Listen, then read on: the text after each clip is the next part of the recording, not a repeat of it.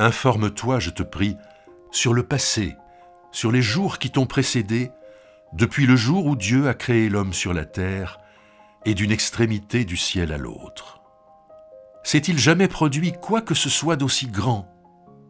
A-t-on jamais entendu chose semblable? Un peuple a-t-il jamais entendu la voix d'un Dieu parlant du milieu du feu, comme toi tu l'as entendu en restant en vie? Un Dieu a-t-il jamais tenté de venir prendre une nation du sein d'une autre nation au moyen d'épreuves, de signes, de prodiges et de combats, d'une main forte, d'un bras étendu, par des interventions grandes et redoutables, tout ce que le Seigneur, votre Dieu, a fait pour vous en Égypte, sous tes yeux. Tu as donc été éclairé pour savoir que c'est le Seigneur qui est Dieu. Il n'y en a pas d'autre que lui. Depuis le ciel, il t'a fait entendre sa voix pour t'instruire. Sur la terre, il t'a fait voir son grand feu, et tu as entendu ses paroles du milieu du feu. Parce qu'il a aimé tes pères et qu'il a choisi leur descendance après eux, il t'a fait lui-même sortir d'Égypte par sa grande puissance. Il a dépossédé devant toi des nations plus grandes et plus fortes que toi, afin de te faire entrer dans leur pays et de te le donner comme patrimoine. Voilà pourquoi il en est ainsi en ce jour. Tu sauras donc aujourd'hui, et tu y réfléchiras, que c'est le Seigneur qui est Dieu dans le ciel, en haut, et sur la terre, en bas. Il n'y en a pas d'autre.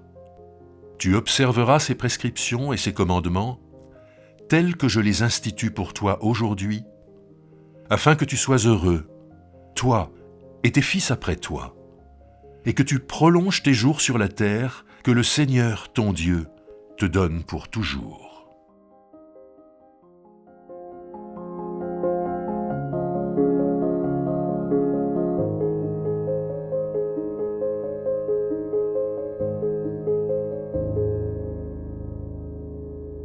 Nous sommes au début du livre du Deutéronome, le livre de Deutéronome qui est une relecture.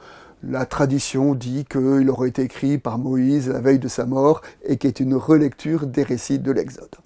Depuis le début du livre du Deutéronome, nous avons pu lire l'entrée en terre promise, la nomination des juges, parce qu'il n'y a pas de pays sans justice, le don de la loi, la mise en garde contre les idoles. Et on peut dire que donc ces thèmes-là sont la libération, la justice, la loi, la lutte contre les idoles, c'est vraiment les piliers de la foi d'Israël. Et à ces 4 piliers, notre texte en rajoute un 5e, tu te souviendras. Le pilier de la mémoire, tu reliras ton histoire. Aujourd'hui, en termes modernes, on appelle ça le roman national. Hein. Quelle est l'histoire qui fait qu'un peuple devient une nation? Eh bien, c'est ce roman national qui est invoqué dans ce passage du Deutéronome.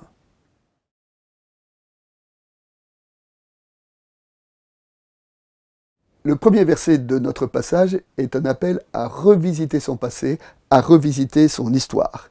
Et le dernier verset est un appel à réfléchir. Réfléchir, c'est-à-dire prendre le temps de relire son histoire, prendre le temps de penser d'où on vient pour savoir où on va. Nietzsche disait que l'avenir appartient à ceux qui ont la mémoire la plus longue. Et bien, de cette façon, Israël est invité à avoir une longue mémoire pour pouvoir imaginer son avenir. Cet exercice de mémoire, lorsque nous prenons maintenant un peu de recul sur l'ensemble du livre de Deutéronome, il s'applique particulièrement sur 3 points. Le premier lieu de mémoire, c'est « tu te souviendras de l'alliance », c'est-à-dire que tu te souviendras que tu as été libéré et tu te souviendras de ce que Dieu a fait pour toi.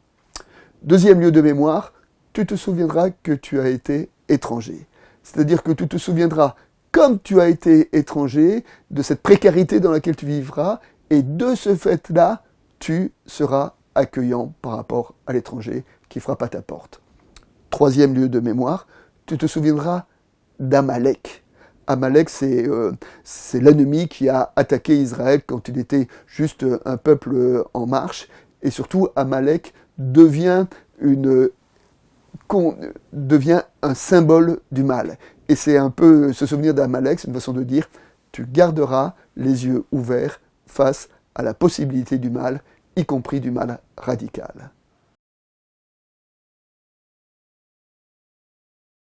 L'évangile de ce jour est le grand envoi en mission qu'on trouve à la fin de l'évangile de Matthieu.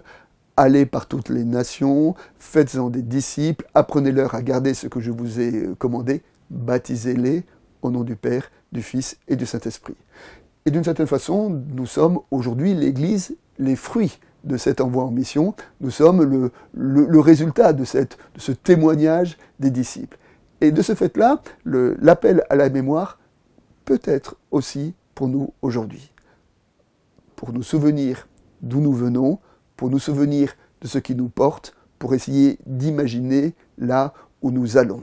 Et donc, nous aussi, nous sommes invités à ne pas nous laisser gagner, alourdir par l'habitude, par ça s'est toujours fait, par peut-être la désespérance, mais prendre du recul pour entendre l'histoire de Dieu, la présence de Dieu dans notre histoire qui vient pour construire notre espérance, de redécouvrir que l'Évangile est une bonne nouvelle pour nous aujourd'hui.